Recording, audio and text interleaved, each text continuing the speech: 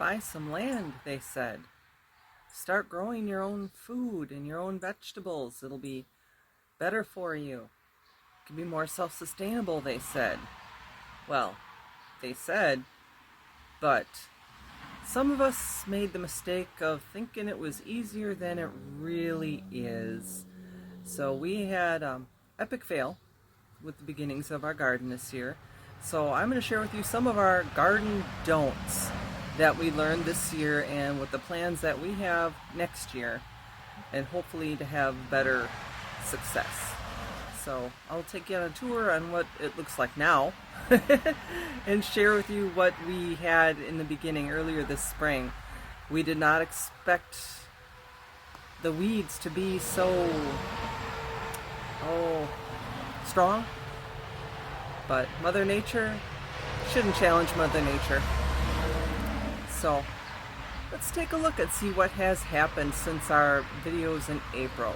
Let's take a look back at April and see what it looked like, and I will take you on a tour now at the end of July to show you what it looks like. Yeah. So I'm out here in the field. Behind me is some of the land that we have that we were going to cultivate and turn into vegetable gardens and herb gardens. My plan was to start some herb gardens because being an herbalist and having a natural product business, that's the progression of the business I wanted to take. I want to start growing my own herbs. So let's take a look and see how this looks now.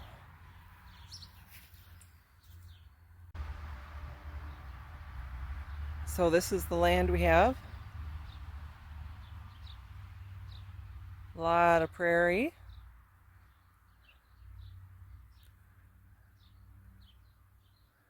And I'll have to admit, it's been kind of nice discovering the plants that are out here.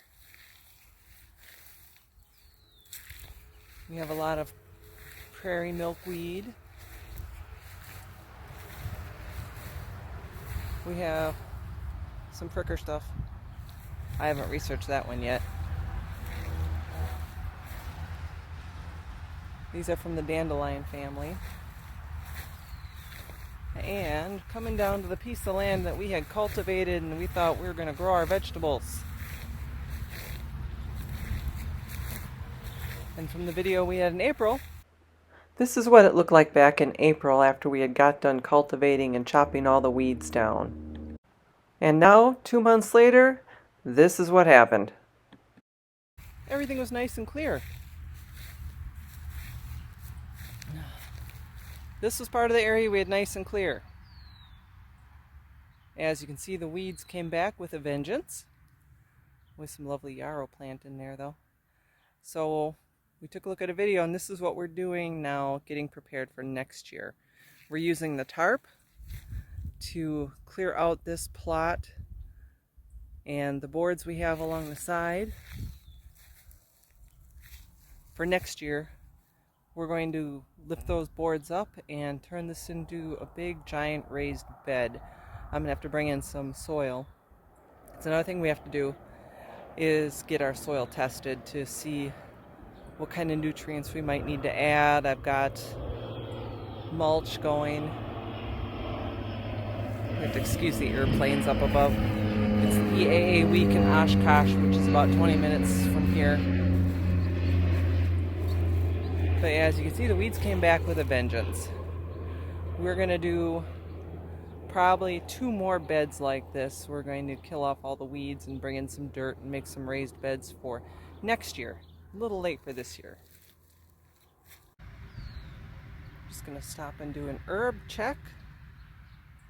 We've got some wild red clover growing all over the place in here in different spots. A little past its prime here for me to harvest, but there's plenty around. Also scattered about, which I am going to harvest this year, is some yarrow. A lot of good healing properties in yarrow, but that will be in its own video when I harvest it and dry it and add it to my yarrow collection. I did manage to grow yarrow in a garden bed in my old place. The flowers were pink. The yarrow around here, the flowers are white. But one way you can determine, because there's a lot of little white flowers around, but you can tell by the leaves that this is definitely yarrow.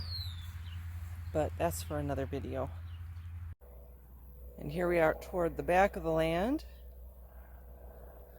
where I've got a nice patch of red clover, which I'll be visiting probably later this afternoon to harvest some of this. And we have more yarrow.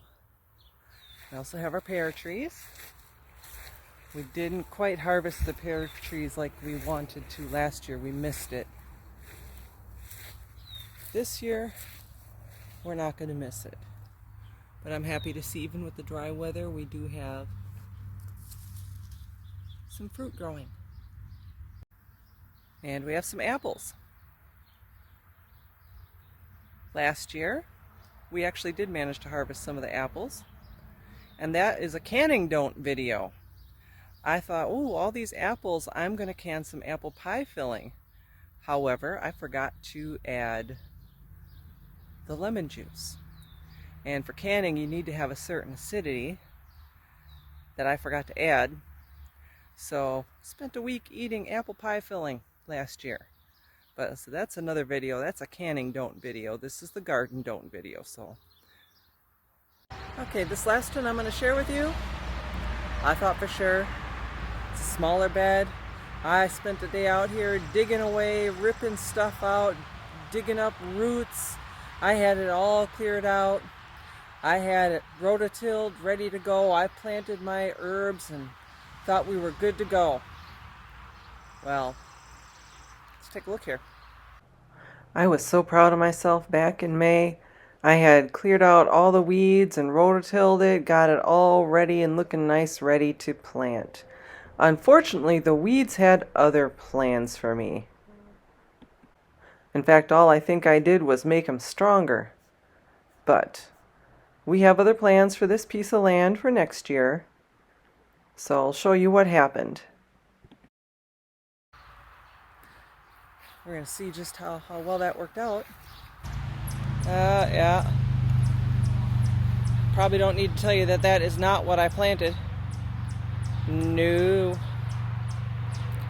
And it only took a month and a half to reclaim its land. Now, we did... I don't like this thorny crap. I gotta figure out what that is. It's gotta go.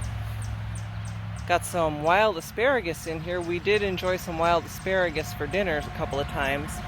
But if you're not on top of it, it comes back with a vengeance. But no, none of this is what I planted. This is what was already here.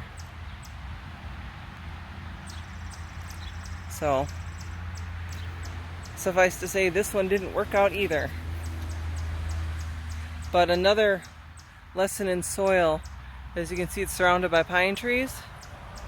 That can make the soil a little acidic for what I want to do. So I'm going to have to get the soil tested here on this side of the house to see what kind of dirt we need to add. One more section that looks like it might have been garden at one time, but we didn't touch it this year. The dog chain reaches out there and nobody wants doodleizer on their food and on their herbs. So we're just going to leave that one alone. So while my gardens were a complete and total flop and fail, got my porch herbs. These are the little guys I started on my porch. So I do have something. Now at my old house, the method I used, even though I didn't have much yard, I made raised beds by laying cardboard out, and I did that in the fall and I let it sit all winter to kill the weeds underneath, and I built the beds around it with wood, and I brought in some soil.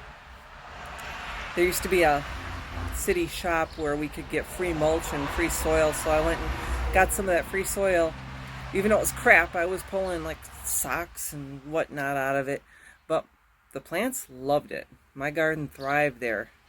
So we're going to do that again this year. The section I showed you with the tarp, we're not going to leave the tarp there. We're going to be removing that in the spring and adding dirt on top after we rototill it up, because we don't want to leave the tarp in place and add those plastic chemicals into our garden. But I will probably build, well, we will build a couple more beds, and I have some large cardboard boxes that I'm going to cut up and use the same method I did at my previous house, since that seemed to work.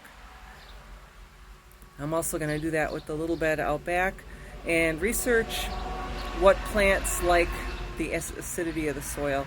I'm going to have to get that soil tested, of course, but being that it's surrounded by pine trees, my guess is that it's very acidic.